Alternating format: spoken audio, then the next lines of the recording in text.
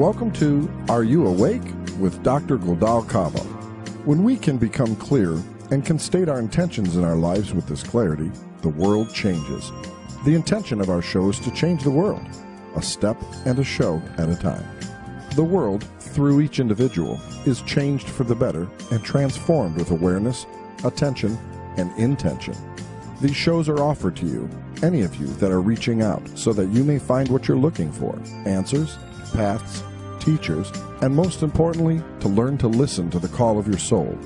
Our topics, guests, and input from you, our audience, are meant to stimulate thought, encourage growth and healing, to teach and inspire, to open the door, and to open hearts. We know this will change the world. Now please welcome Dr. Galdal. Hello. Hi, everybody. Welcome. It's so exciting today. As you know, we've been doing this new season of Are You Awake? And each show we're trying to bring you something unique and different. And one of the things that I really want to work on is to bring in callers, audience members that have questions that would specifically like me to work with them, answer some questions. And today we actually have Chris from Oakland, who emailed us a few weeks ago and said that he had some questions. And by the way, please continue to send your emails, questions. We'll either answer them on the air anonymously or we'll have you on. But this is a new beginning for Are You Awake? We're on a mission to help as many people as we can to learn and empower and become awake. So join us today as we welcome Chris. Hello, Chris. Welcome. Hi, Dr. Galdal. How are you? I'm wonderful. How is Oakland today? Beautiful. Good, good. I love Oakland. Northern California is a beautiful place. Yeah, I love it here. So, Chris, I know that you had some questions. Is there anything that you'd like to share a little bit about yourself before we go into the questions so that the audience can have a feel a little bit of who you are and what we're doing today? Well, I think maybe one of the things I should start with is there's a lot of, I think, divorce in my family. My mother was divorced. I got divorced. My brother got divorced. And I've really seen how those experiences have sort of shaped the way that people in my family have communicated with each other. And so I guess that's like a big hurdle for me in terms of, I think that's like sort of the root of where like a lot of the questions I have about life come from. Okay, and when you say that that's the root, as far as some communication issues, people unable to stay close with each other? Yeah, absolutely. I think that there's a kind of gulf there between that you know, at least from my perspective, that family members shouldn't feel, and I feel it's really difficult for my family to overcome these gulfs. Okay, can I ask you, Chris, how old you are? Sure, I'm 40 now. Okay, great. 40 is a wonderful age. And you're divorced currently? Yeah. Mm-hmm. Okay, all right. So when you say the members of your family have this gulf, do you feel like you can share with your family what's going on with you, or that you ever could? You know, I have moments. That's the interesting thing, is I have these moments with my family when I can, but it often comes at times of crisis, and I wonder about establishing a communication pattern that is more consistent, as opposed to being this sort of like emergency mode. So when things are really in trouble, all of you can get together for a minute to get through the crisis, so to speak? And then there's like a distance. Is that how your marriage was? You know, I think in terms of my marriage, I think I had issues in terms of maybe wanting to share a lot, you know, maybe in terms of, I mean, maybe that was a kind of reaction to like what I had grown up with. And so maybe in a weird sort of way, I run in the opposite direction, maybe too far, I don't know. So you overshare. Were you accused of oversharing? I don't know if oversharing, but maybe, well, I don't know. Maybe, yeah, sure. I'll try that on. Okay. All right, so what specifically would you like to discuss about that? What is your specific question? Well, you know, in terms of like my family, I've just noticed those patterns of avoidance of when things are difficult, of people in my family, rather than discussing like major events or even the past. There's a kind of sort of sweep it under the rug kind of mentality. And I've always been committed to sort of becoming more aware of that and not sweeping it under the rug. But I think one of the things I've struggled with is that in becoming aware of it, it's also kind of gives some of those old emotions a kind of power. And I have this sort of ongoing debate about how do I maintain a connection and awareness of those old issues, but at the same time have a facility with them so that I don't become overpowered by them. Okay, so let me see if I'm getting this clearly, and I'm pushing this so that the audience can understand where we're both coming from. Sure. One thing I have learned over the many years of being in life and in working is that we cannot make anyone be who they're not. So if you're asking about whether or not how you can make it different in your family, then the first thing I want to tell you is that you can't. Mm-hmm. It's impossible. What I do know can happen, however, is that as you work with you, and we'll talk more about this as the show goes on, but as you work more with you to change those patterns, as you become different, the people around you will respond to you differently, because we all have a dance. Mm-hmm. Our family system is a dance, so we all kind of know our cues and we all play them. So maybe the scenes are different, the story's different, the crisis is different, but we all have our role. We all have our step in the dance that we play. So if you pull out and start creating a new dance, some people will join you, some won't. So that's the first thing I want to put out there. Does that make any sense? That makes total sense to me. I really respond to that imagery of the dance. Okay, good. So many of us feel in life that if the other would just change, my life would be better. Wouldn't that be nice? Yeah, it would. And I think there's some truth to that, like a Cinderella shoe fit, Sleeping Beauty would just wake up sort of thing. So if the other would change, I would be better. And the real issue is, what can I do to be different? So what I'm hearing from you is that you're aware of this avoidance of emotional connection that your family is their dance. We'll call it the avoidance dance in your family. And you're saying you don't want to do that, and you do notice that you do? Mm-hmm. Okay, even though you maybe overshare in some other ways. Sure, I think that maybe it's a question of extremes or finding a balance. I feel like, and maybe the oversharing occurs when like I feel like I need somebody to understand me in like a huge way, and so it doesn't become a sort of clean communication. It becomes really sort of fraught with like a lot of emotional information. Some people call that vomiting all over the other. Yeah. Yeah, sure. Okay. So it's kind of like that. You keep like saying in a pressured kind of hear me kind of way. Mm-hmm. And do you notice that the other, whoever it may be, pulls away at that point? Absolutely. Yeah. Yeah. So it sounds like what you're struggling with is to find a way inside of yourself to speak your heart, speak your voice in a way that maybe someone can hear you. Yeah.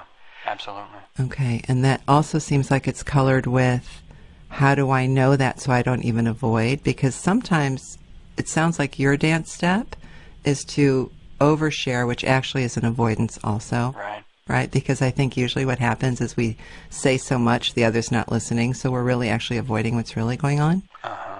Okay, so I get from your tone of voice that that's making sense to you. Yeah, that clicks with me. Okay, what do you notice inside of yourself? Because really what we're talking about here is learning to listen inside when you really need someone to hear you. What do you feel inside of you? I think that there's an anxiousness there. There's an anxiety there.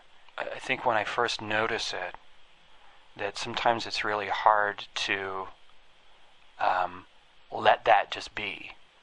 I think that when I have sort of a feeling about something that I feel like I need reassurance about, or that I don't feel like I have a lot of self-esteem about, instead of sort of sitting with it, I think I get anxious about it, and then I want to share with somebody, and then and so I think, and then I start rushing in on that person, and the thing that's tricky is like having that moment where you can just sort of have that emotion and to not kind of go nuts about it. Do you know what I mean? I do. And Chris, this is what's so wonderful about our listeners. Like there's this already awareness that's developed, and sometimes there's a loss of what do I do with that now that I have it? I think you articulated that beautifully. And actually what I'm hearing you say is when the anxiety comes up, that it's very painful. Yeah. And instead of being able to sit in the pain, which most of us don't know how to do, we want it to go away. and will do anything. And Krishnamurti calls that distraction. There's a zillion ways to talk about that, but your rushing into somebody is actually a way to get them to take the pain away. And you do it with such urgency because there's anxiety behind it, that you're getting the exact opposite of what you're searching, right? So that increases the anxiety, increases the pain over time. So to describe to me and the listeners what your anxiety is like. How do you feel? How do you know that? Is it in your stomach? Do you feel your heart race? What happens for you? It's almost like a sinking feeling. It's almost just like I sort of feel it in my chest. I sort of feel it in the pit of my stomach, and I think I'm a person who lives in my head a lot, and it's almost, it's almost as if, like, I just fell out of my head down into the pit of my stomach. It's almost like you're in when you're in an elevator and it drops quicker than you expected it to. Absolutely. Okay. Right. You get that sense of disorientation and dislocation, and it's sort of like that on the inside of my body. And then there's an immediacy to try to fix it. So you call a friend, you call somebody, you do something, right? Yeah, to get some kind of equilibrium, absolutely. Right. To get a reality check, or to somebody say you're okay or something. And when that happens, if you can get somebody to hear you or validate you, does that go away? Yes. I mean, it can. Okay, so there have been moments when it has. Yeah, sure. But in an intimate relationship, it sounds like it hasn't worked out where you can feel really close to somebody. Yeah, I mean, I think that there's... I think in an intimate relationship with somebody where you're with them a lot and you're spending a lot of time with them, I think, I guess maybe one issue for me would be that I have those moments a lot, those moments of self-doubt and wondering, and it's really hard sometimes to be around another human being who can see you have those kinds of doubts and those kinds of issues, and it's hard for me when I'm close with somebody to not want to turn to that person and get their reassurance about something. And I think it's the sort of intensity of that when you're in a deep relationship with somebody, that you can't hide from another person. You have to sort of confront that other person and deal with that other person. And you have no models for that, I've heard you say, so you really don't know how to do that other than rush at them. And absolutely. I would say that was a huge issue in my marriage. My ex-wife's family, she came from, her parents had been married since they were 20 years old. They have 4 kids, and their relationship is pretty stable, and they negotiate with each other, and there's a lot of positive models for her. And I never had that growing up. So I always used, when we would discuss the relationship, I felt like it was kind of like on-the-job training for me. There were things that she took sort of for granted or just knew how to do because she had watched it growing up that I had no idea how to do. And it was really hard for me sometimes to sort of figure out like how much learning I had to do about how to relate to another person on a deep level. Especially when you're working so hard to make the pain go away, make the anxiety stop. Yeah. Because in that moment, you can't really hear what's really going on. You're rushing and you're throwing out a bunch of things, trying to get saved and, in essence, to be distracted enough, to be heard enough. Right. That kind of pattern can be extremely difficult. What's wonderful here, Chris, is that you're having this awareness. Mm-hmm. But understand that loss of equilibrium that you're talking about is a hole, maybe a hole in your soul, if you will, from very early age. And once we recognize that that's like a trauma to the body, and what you're describing, really people could describe as post-traumatic stress. You're having a PTSD moment each and every time the self-doubt shows up, or maybe you don't feel heard, and you fall into that pit. That's the body's response to trauma. So that anxiety you're describing is a trauma. And I really find that when people understand the physiology of their psyche, that it can make a difference, that you can be more compassionate with yourself. Because each and every time you reach out with, throwing it on to somebody else and they can either hear you or not, the reinforcement of the trauma over and over occurs. And when that happens, it doesn't heal anything. You get a Band-Aid for the moment if somebody can hear you. But the hole is still there. So one of the things that I would encourage you to do is to look deep into that hole and say, where is this? Is this that avoidance? Is this that that came from early on. What does the hole mean? I'm going to guess it means that you don't really feel that you can be loved, that you don't feel if you let yourself get quiet enough, what you'll see that you're going to like. Yeah. And you rush to someone else in your dance step to say that you're okay. But if you could truly believe that, it would heal the hole. Instead, you get these Band-Aids. Right. Because I'm assuming that as soon as that's over the next minute, if the person withdraws far enough, that hole's going to come back. Right. You said it happens often enough that that's where I'm going to go with this. Right. So understanding that early hole is one thing you can do. Secondly, and maybe most importantly, and understand that you're traumatized. Most of us are. We don't understand that physiology of the trauma and how that relates to our emotional body. So if you could understand that that's a trauma, you might be able to be a little more compassionate. You may be able to hold it by the hand, so to speak, and say, okay, this is a trauma. This isn't something that if I keep running from, it's going to go away. I need to sit with it and see what it really is. And this is what most people avoid, the sitting with it like you talked about. If we could just hold tight enough, long enough, what you're going to discover is that that hole actually has a story. The trauma has a story. Now, as I'm saying this, is anything coming to mind for you? Well, yeah. I mean, I think because my ex-wife and I had a child with our marriage, and you know, that's one of the defining moments of my life. My daughter is one of the most important things to me, and I feel really connected to her, and our relationship has always been really easy and immediate, and I think that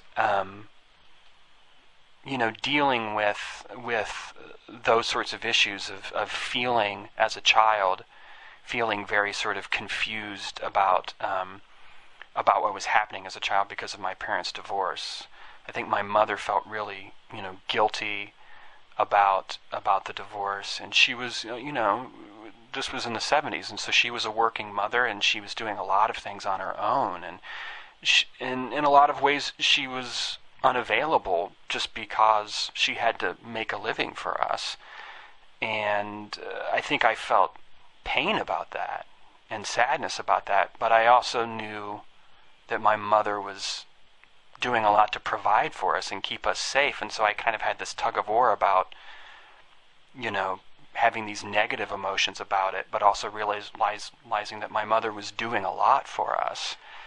And so in terms of like my future, I feel like I don't want to be working on unfinished business, like for instance with my child. I want our communication to be clean and to not be fraught with like the sort of unfinished business that I was given when I was a child. So you don't want to give to her the same thing that you were given. Yeah, and when my ex-wife and I got divorced, I initially felt a lot of guilt and worry that, you know, that I was sort of gifting my child with this bad thing, and I was really concerned that however our relationship got managed and however the divorce got managed, that she not be sort of tarred with too much of the figuring out of that, you know.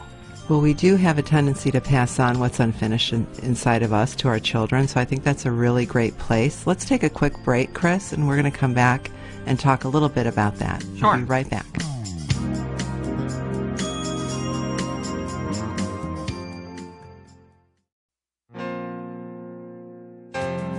Internalized stress can cause our bodies to become weak, less productive, and can cause illness. Finding wellness can be difficult. Dr. Galdal is pleased to introduce a product to assist in bringing you to this wellness in a manageable, efficient, effective way. This is Dr. Galdal's Inner Peace Method for awareness, activation, and enhancement. The first set within the Inner Peace Method includes a CD with exercises and a sacramental liquid copal, which will unite your body and mind, bringing clarity, health, and presence. A multidimensional shift. Discard your emotional and physical burdens. Go to innerpathicprocess.com and order your set of peace, presence, and balance today.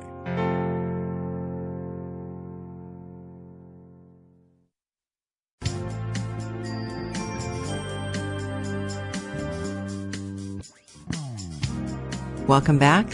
We are here with Chris from Oakland, and for those of you that are new listening, Chris is 40 years old, and he's talking about this deep anxiety within himself that makes him either run towards or run away from, and also how that affects his daughter. How old is your daughter, Chris?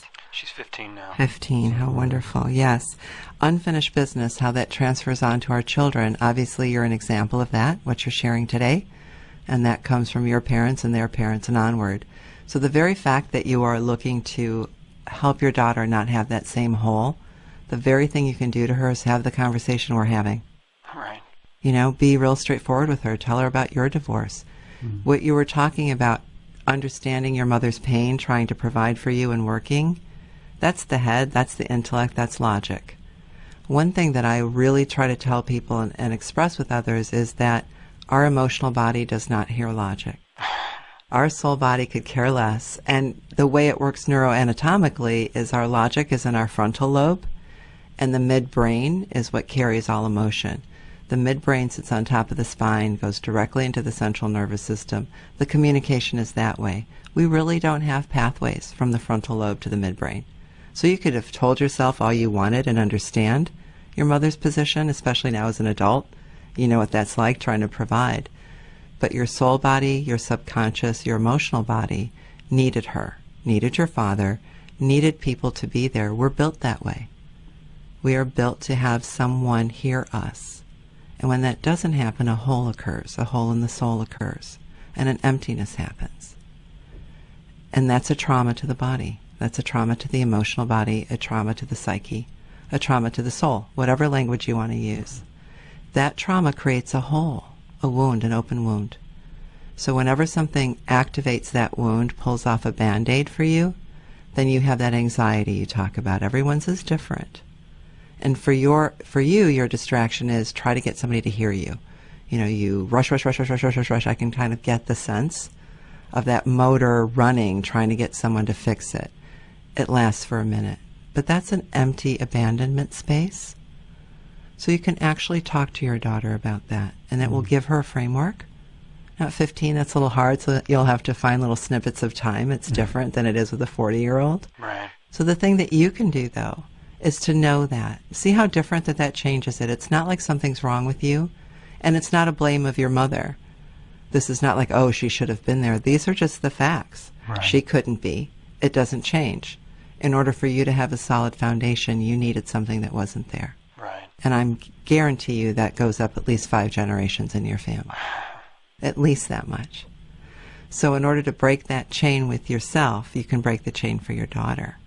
So the more you can heal that hole, so when you don't run from it, when you experience it as a trauma, you could talk to people that it's a trauma. Obviously, I would recommend that you talk to somebody that would understand. But also go in deep. What you're going to find is a deep sadness that you're really running from. Do you have moments of time where you have a deep sadness, Chris? Yeah, I mean, when you say that, I'm just, I'm just sort of sitting with that, because it does sound really true that, that I don't like to sit with the sadness, and, you know, I like to be friendly and gregarious with people, and you know, that part of me that has the sadness, it feels really powerful, and sometimes I'm afraid if I sit in it that I'll never get out of it, so I do feel this sort of, like, just even trying on the idea of like what it would be like to sort of really sit with the sadness. It's a kind of scary feeling to me. And it's very scary to many people. I hear that so often. If I sit with it, I'll never come out. Right. And it does feel that way because it's so deep. When you say that, that's an expression, it's a picture of how deep your well goes. Right. You know, if I fall in, there's no way to crawl out. So I would recommend, obviously, if you're not seeing somebody professionally, you know, at the end of the show, I can give you names. We'll make sure that, you know, we don't leave you hanging out there. But the sadness, it's a loss, it's a death. Mm-hmm. We in this culture, in many cultures, we ritualize the passing of the body, of that death, because we need to say goodbye. We have funerals the way we have them. We know that there's a grieving period. People are expected to kind of fall apart and not be able to function. What we forget is that death happens so many different ways in a lifetime. And for you in that moment, or in those moments growing up where you didn't get what you needed to have a solid foundation, to not have holes, those were deaths to your psyche. So without a grieving period, without a mourning period, how is that going to fill up? Because I really say that grieving is about honoring yourself, honoring your pain. And when we honor something, we show that it has value. So it's very difficult for men especially to know how to do that. So I'm not saying you go sit in a corner, suck your thumb, and cry. Although you may end up doing that.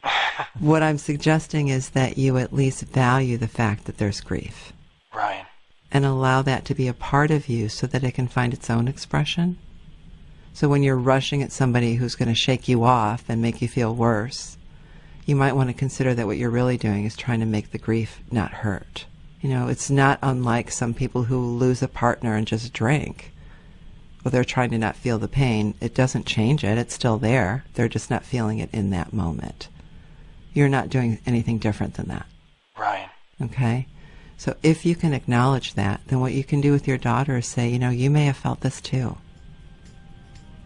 My words aren't going to change it, but know that I understand. That is what you're looking for. Right. And maybe being able to give it to her, you can give it to yourself some. I hope so. Yeah, absolutely. Chris, I thank you very much. No, thank you. For sharing your story, sharing your life with me and with us, the audience here on Are You Awake? Please hang on at the end of the show and we'll talk a little bit more to make sure that you're getting what you need. And continue to email us. I thank you very much for your time, your space, and your honor of your story. Thank you. Thank you so much for listening to my show, Are You Awake? Remember to ask yourself that question each day. Am I awake? Do I have an awakened consciousness? It is, after all, the only way to find joy, bliss, vitality, and wellness.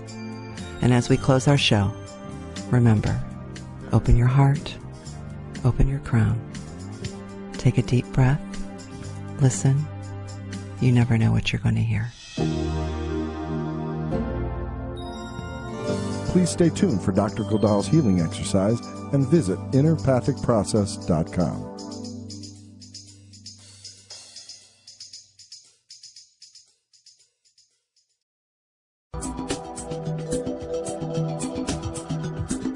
Introducing the Inner Peace Method, an integrative series for transformation and cellular change. Born from the Innerpathic process and Dr. Galdal, this series combines all the elements of the Innerpathic process and includes the sacraments of earth, plants, and shamanic healing.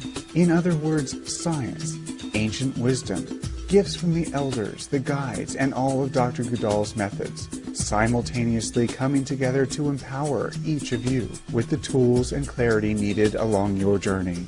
You create permanent and cellular change to have more clarity, consciousness, health, wellness, youth, vitality, and wholeness. Most of all, you will live in your center and know always the voice of your inner wisdom. You will not only hear the call of your soul, you will gain the tools to answer. Purchase your own CD and liquid copal on innerpathicprocess.com. Learn to manifest your desires and empower your life. Welcome back, everybody.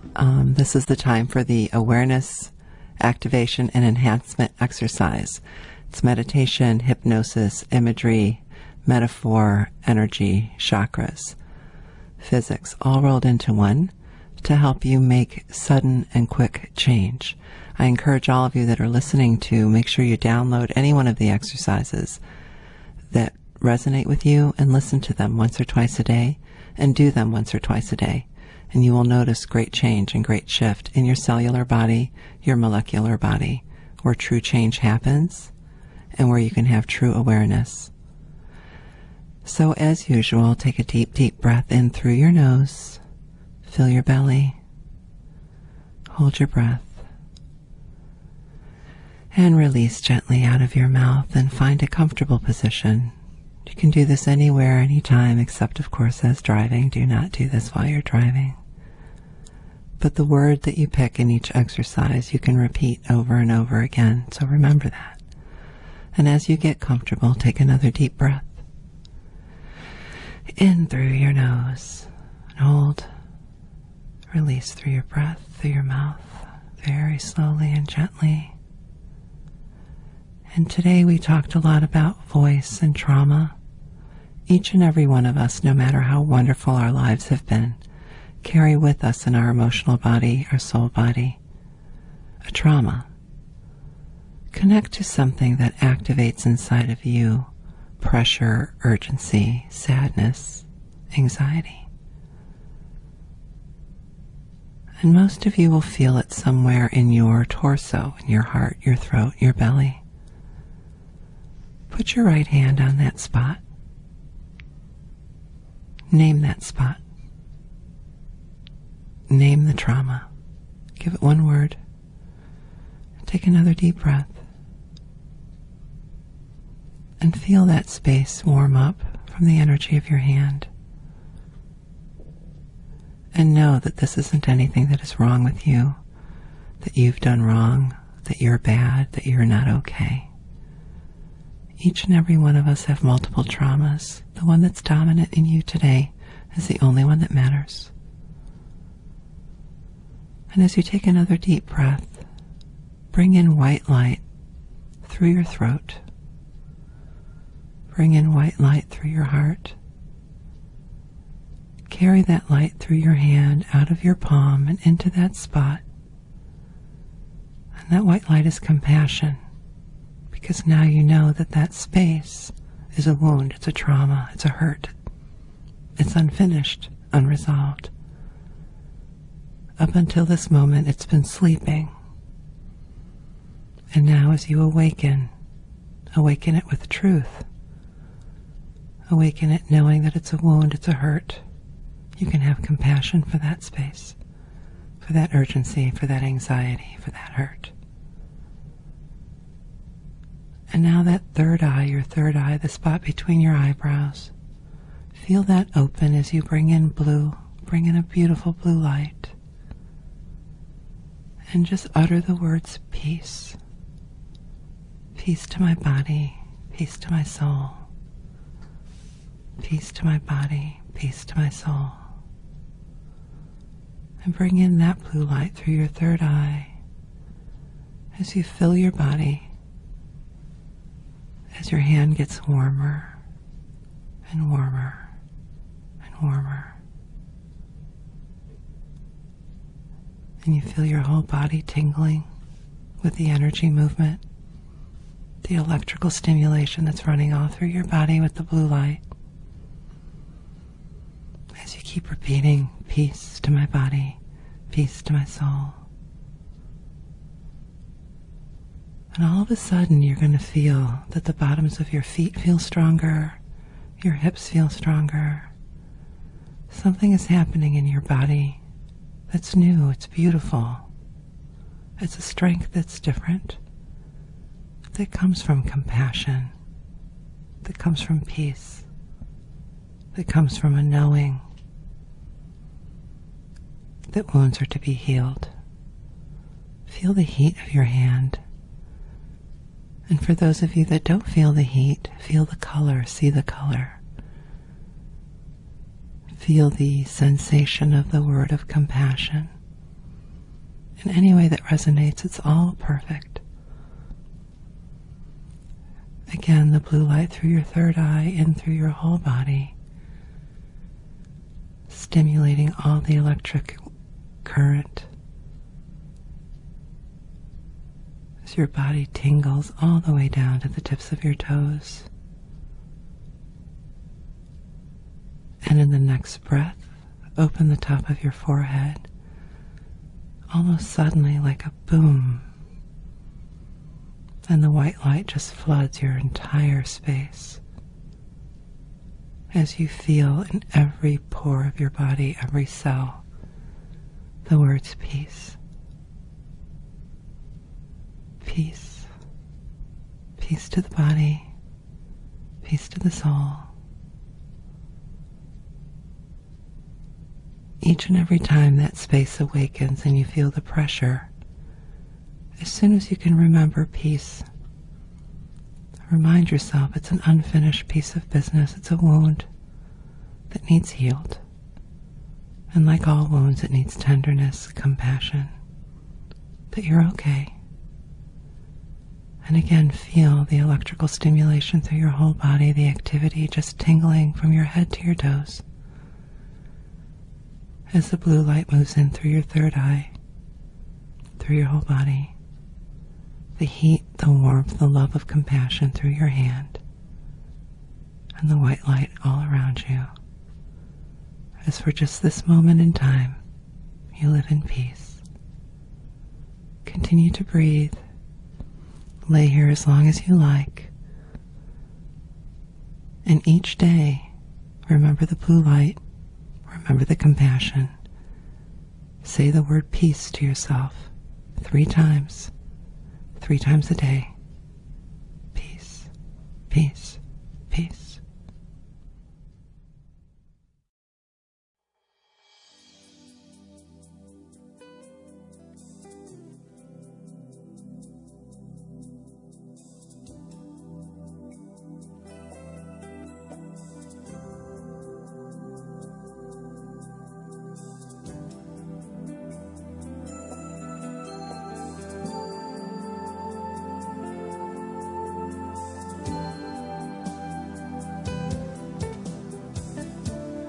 Thank you for participating in today's show.